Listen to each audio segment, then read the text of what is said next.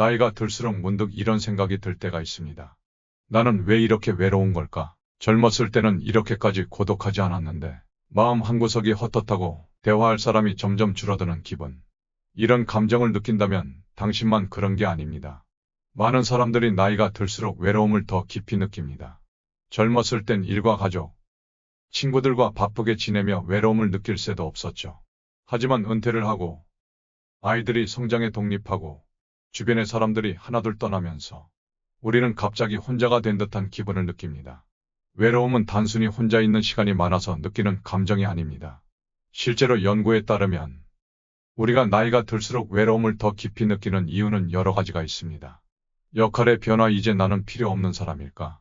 한때 우리는 자녀를 키우고 직장에서 열심히 일하며 가정과 사회에서 중요한 역할을 담당하고 있었습니다. 하지만 나이가 들수록 역할이 줄어들고 어느 순간 나는 이제 더 이상 필요 없는 사람이 아닐까 하는 생각이 들곤 합니다. 부모로서 자식을 돌보던 시간, 직장 동료들과 함께 목표를 위해 달려가던 시간, 이웃과 함께 어울리던 시간들이 점차 줄어들면서 우리의 하루는 갑자기 텅 빈 듯한 느낌을 받습니다. 예전에는 내가 없으면 안 될 것 같았는데 이제는 아무도 나를 찾지 않는 것 같다. 이런 감정은 외로움을 더 깊게 만듭니다. 주변 사람들의 부재 함께했던 사람들이 하나둘 떠날 때 우리는 살아가면서 많은 사람들과 관계를 맺고 함께 시간을 보냅니다. 하지만 세월이 흐를수록 주변 사람들이 하나둘 떠나갑니다.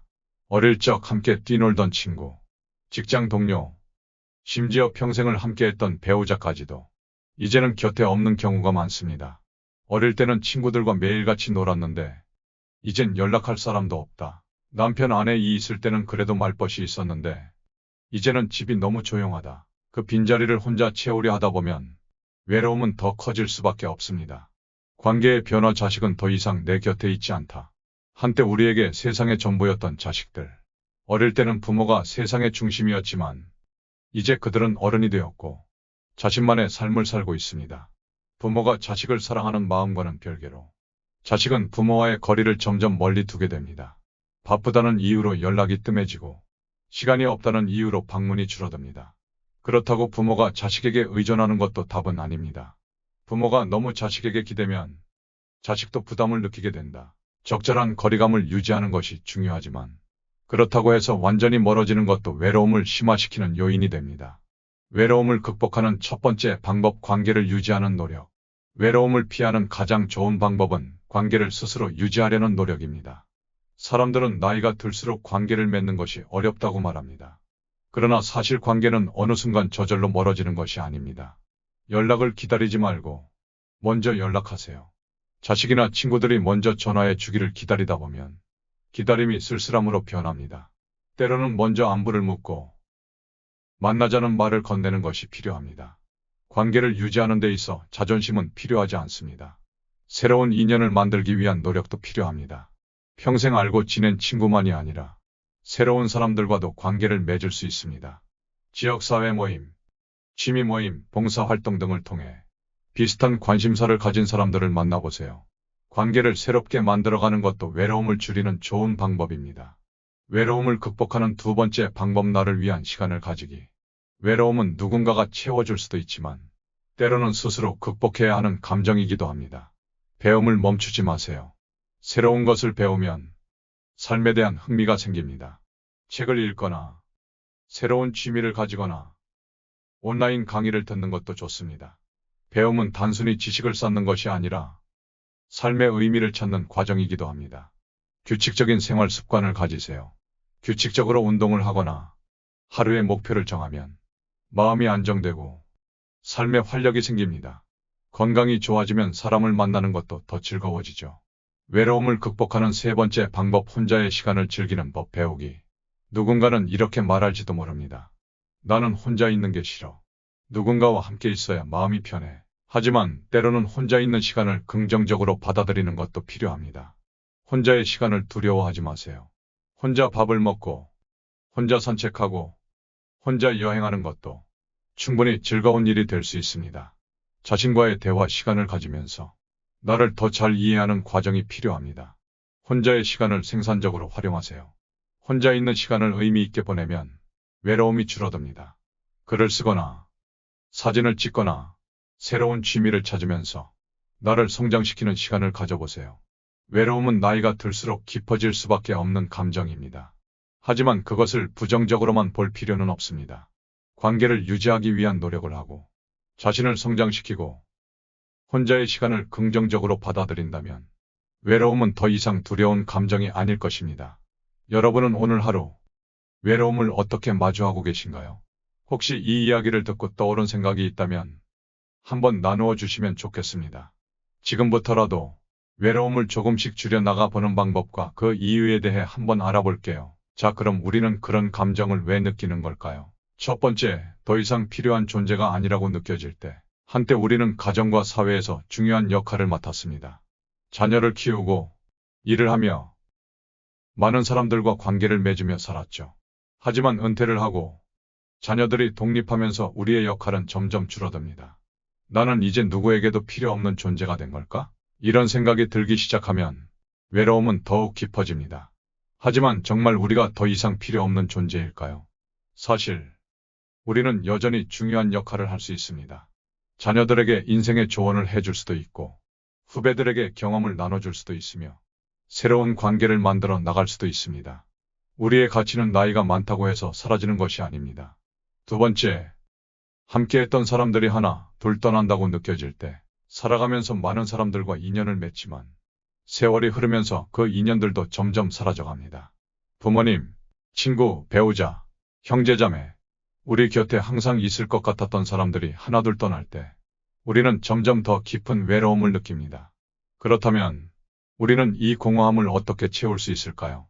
새로운 인연을 만들 수 있다면 가장 좋겠지만 그게 어렵다면 떠난 사람들을 기억하는 것도 방법이 될 수 있습니다. 그들과 함께했던 순간을 되새기며 그들이 우리에게 남긴 가르침을 삶 속에서 실천하는 것. 그것만으로도 외로움은 조금씩 채워질 수 있습니다. 셋, 자식과의 관계가 예전과 달라졌을 때, 젊었을 때는 자녀가 우리 삶의 중심이었습니다. 하지만 이제 그들은 어른이 되었고, 자신만의 가정을 꾸리고, 자신의 인생을 살아갑니다. 예전엔 나 없이는 아무것도 못하던 아이였는데, 이제는 연락도 잘 안 오네.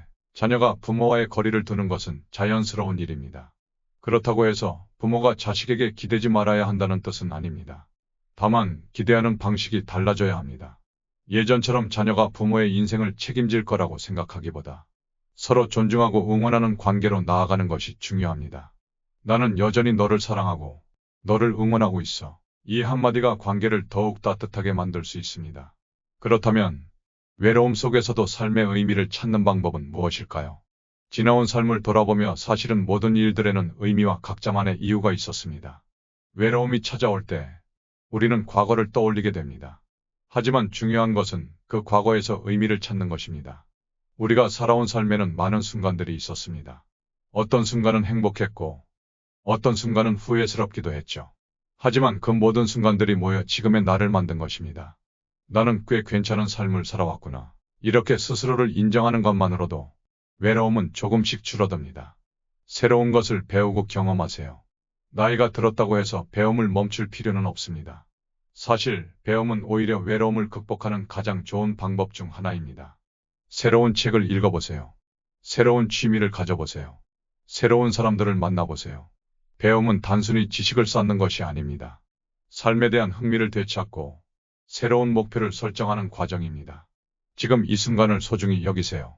우리는 종종 과거에 대한 후회나 미래에 대한 걱정 속에서 현재를 놓치곤 합니다.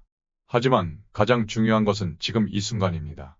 지금 이 글을 읽고 있는 이 순간, 창문 밖의 풍경을 바라보는 이 순간, 따뜻한 차 한 잔을 마시는 이 순간이 바로 우리의 삶입니다.